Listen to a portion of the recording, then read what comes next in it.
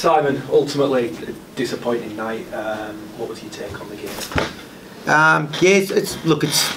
It's always disappointing when you lose, but I think the manner in which we lost tonight was really, really disappointing. I thought from an attack point of view, we didn't really execute our plan at all throughout most of the game.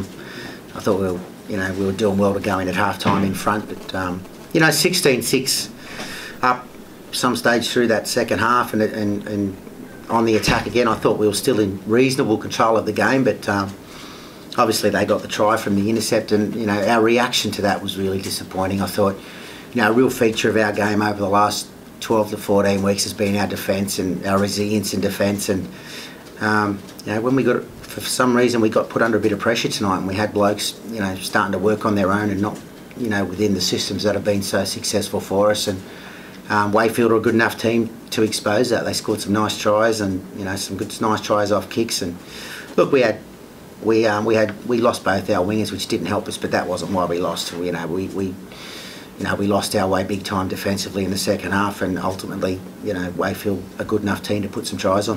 What part of the game plan did you want to see executed better then? Oh look, from an attack point of view, we wanted to be more direct and play through them. I thought early we tried to go around them, and that was one thing we didn't want to do. And they handled us quite well, and we spoke about it at half time, and getting back to the way we wanted to play. But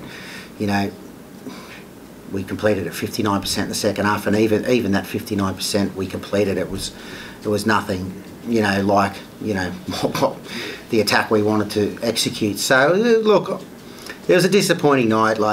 We've been up for a long time. I'm not going to execute the guys over one performance. They've been up for a long time. They've been great, but it's important now that we review that game and we make sure we finish the season off well. And top four's probably out of the question now. It's for mine, it's too big a mountain. But what we can do is we can react from tonight, and that's what we spoke about. Good teams, react and get back on the horse the week after, and that's what we need to do. You mentioned the two winners. You also lost Colin Roach in there as well. To only have one sub for 25 minutes, ultimately, I guess that's going to take an impact and a toll on the Yeah, there's no doubt that did have an impact. We had guys defending in positions they're not, that were foreign to them. But I just thought some of the tries Wakefield scored, we could have done a lot better. That's for sure. They scored some good tries. Great attack, great kicks.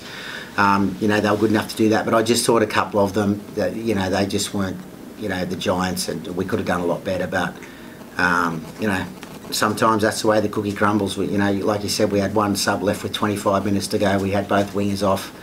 We had a back rower on the wing. We had a centre playing on the wing, and it doesn't help. But we could have done a lot better.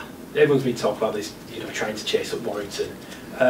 Last night they obviously put a big score on Hull. People thinking there might be a hangover. Do you think that potentially at Hull might have just deflated the camp a little bit? The fact that you see Warrington go and do what they did. Yeah, no, I don't think that had a bearing. I don't think most. I don't think being realistic, none of us expected Hull to beat Warrington. I thought. Hull, got some injuries and they're in a bit of a hole at the moment. I thought Warrington would bounce back, and they did. I didn't expect them to put 80 points on Hull, but no, I don't think that had anything to do with it. We trained well Monday and Tuesday. We were a little bit off captain's run yesterday, but sometimes that's a good sign. But we addressed that yesterday, and we just weren't quite there tonight. How are the injured trio? Darnell, I doubt Darnell will play again this year. He's on crutches there at groin. I'd be very surprised if he plays again. Jerry just felt the hemi a little bit. He said not as much as last week, so it was more precautionary. We got him off, so hopefully with his rehab, he's okay for next week. Carlton's just a head knock type injury, so he's a little bit dusty at the moment. But we've got some. Fergie didn't play tonight, and Daniel Smith's there ready to go, so if we need to give Colin a week off, that won't be too much of a drama. You said you think that top four is maybe too big of a mountain now. Is it nice that you can, people probably off your back a little bit, not asking you about this, and you can probably really start focusing on 2019 and what promises to be a big year? Yeah, look, we while I say it's probably a mountain too far to climb, we're certainly not going to get, put the cue in the rack. We're going to prepare well. we still play some good teams that we can, it's a good opportunity for us to perform well and still chalk up another couple of wins. But certainly 2019, we'll start thinking about that in 4 weeks when we're finished.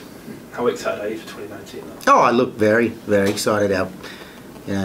What we've done in the last 12 weeks, I think it gives us a good platform. We're going to have a couple of new players in, and we'll get a good no World Cup this year, so we'll be able to have the squad together for a full pre-season, as will every team. But I think it's only going to benefit us having that good pre-season, and hopefully it's going to be a positive 2019, that's for sure. You mentioned McGilvray came off from a hamstring problem. What was Darnell McIntosh's? Darnell's had a groin that's been giving him a little bit of grief over the last couple of weeks. So he's obviously tweaked that a little bit more, and it's more serious than it has been. So yeah, he's pretty sore now at the moment. So even a minor grade groin strain's 2 or 3 weeks. So I would. To hazard a guess, I would have thought, Darnell's season's probably over. What does this sort of result do to the confidence of the camp after such a good run, to lose in the way of the manner that you've lost ahead of what's going to be an important game again next week? Well, I don't think it should do too much to our confidence. We have won 12 games out of our last 14, so it's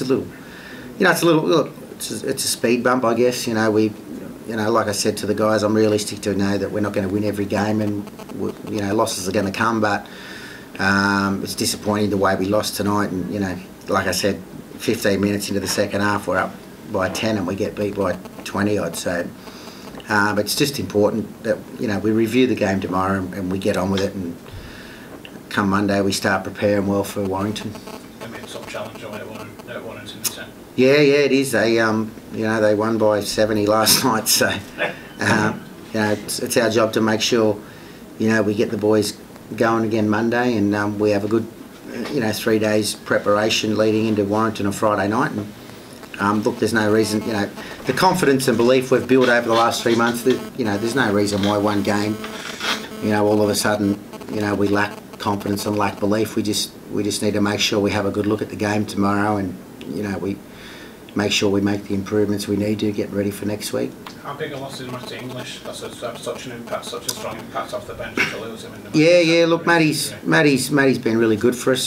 He got some good news during the week. He might get the last couple of games in the way he's going. But look, Matty's only 19. He's a kid, so I don't think some time off's going to hurt him. He's been really good for us this year, and if we do have a little bit of depth, it's in the middles at the moment. So. We'll take our time with Matty. If he plays again or not, I'm not too sure, but at this stage he's looking okay.